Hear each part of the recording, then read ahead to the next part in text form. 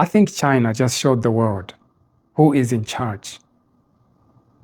If you're still doubting this, watch this video.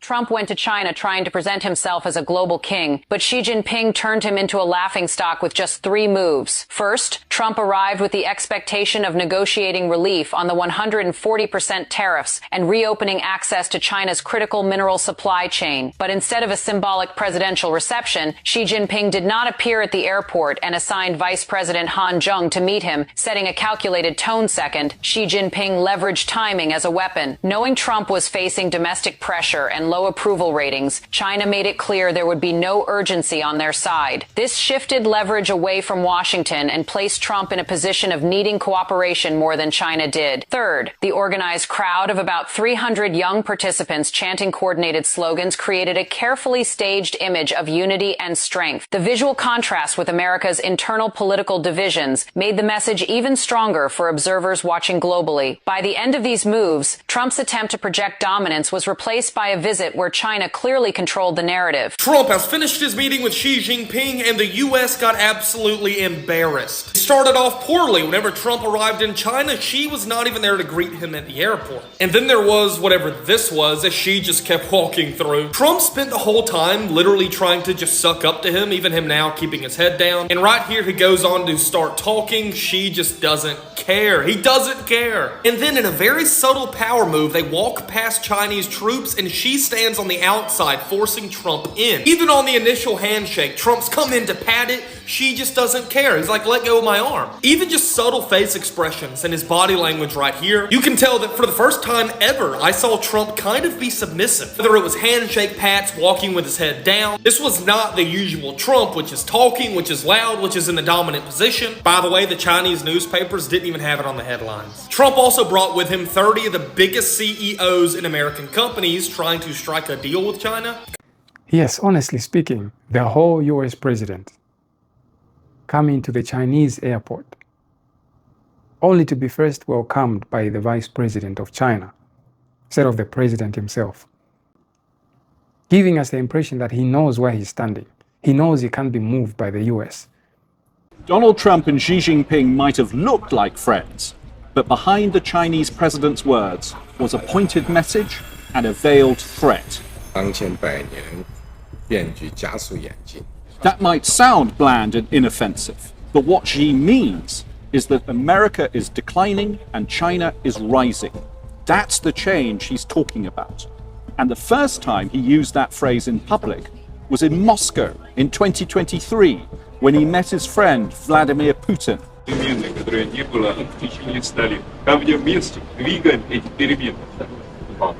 For Xi to have repeated this message, which effectively means I'm rising and you're falling, directly to the President of the United States, was a sign of confidence, even arrogance. And Xi went further by using the word accelerating.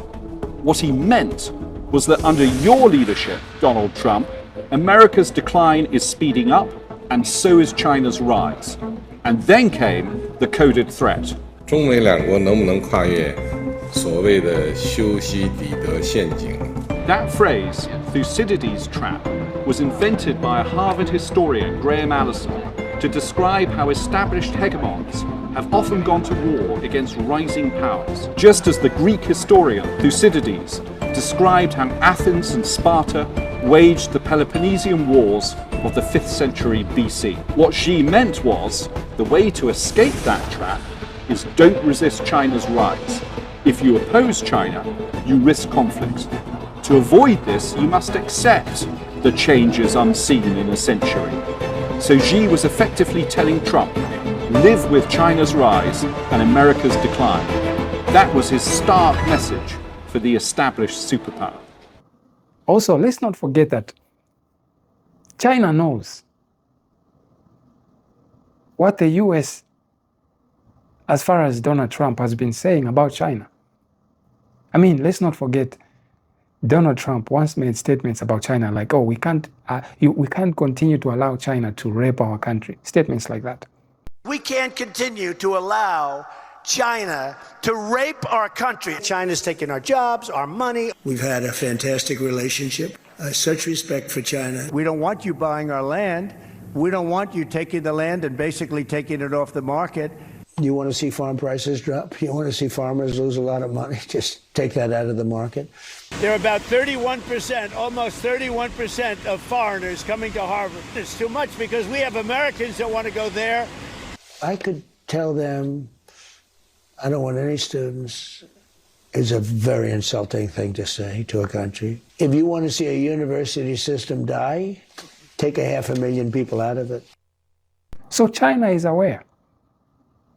But what just happened in China during his visit just showed us, proved to us, who really is in charge here. That's Elon Musk, the leader of SpaceX and Tesla, and NVIDIA CEO Jensen Huang getting off of Air Force One in Beijing with President Trump. They are just two of more than a dozen American business and tech leaders joining the president's trip to China this week. The list also includes Apple CEO Tim Cook, as well as representatives from Meta, Qualcomm, Boeing, Visa, Blackstone, and others. Jensen Huang was a last-minute addition to the trip, flying to Alaska to join President Trump's plane late Tuesday. Some of these companies and their leaders already have deep ties to China, like Cook, who has built a massive manufacturing ecosystem in China for Apple, and Musk. Tesla was once praised by Chinese officials as a successful model for collaboration between US and China. There are also companies that could stand to gain something from this trip. NVIDIA, for example, has been pushing China to allow it to restart imports of its chips following a US-China trade tussle. The US eased its own restrictions on exports of some of NVIDIA's less advanced chips last year. Boeing has also been in negotiations for sales of its planes to Chinese airlines. A major issue hanging over this summit is the AI race between the US and China, with both sides standing to make potential gains. The US would like to see China ease restrictions on exports of rare earth minerals needed to make things like batteries, chips, solar panels, and data centers, while China might seek to gain greater access to advanced AI technology from the United States. But there's a fine line for both sides to walk, with neither wanting to see their rival get too far ahead in this race. Yeah, so as it stands, Donald Trump left Beijing after a two-day summit, saying he had struck fantastic trade deals, great for both countries. But few details have emerged on what the two superpowers agreed. Trump did arrive for a high-stakes summit with Chinese leader Xi Jinping on Wednesday.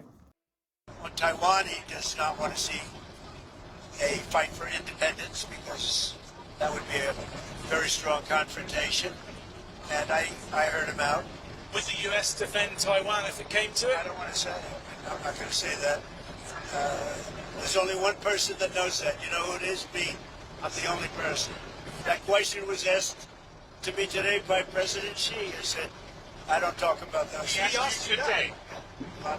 He asked you if you would send troops, if you would. He asked me if I defend them. I said, I don't talk about that. On Iran, it's very interesting. He feels strongly they can't have a nuclear weapon. He said that very strongly. They cannot have a nuclear weapon, and he wants them to open up the strait. Do you agree with President Xi to extend that year-long truce on tariffs? We didn't discuss tariffs. I mean, they're paying tariffs. They're paying substantial tariffs, but we didn't discuss it. Bring up with President Xi any of the political prisoners in China? Are any going to be released? Any progress? I think he's giving very serious consideration to the pastor. The pastor is, he said he's giving very serious consideration to that.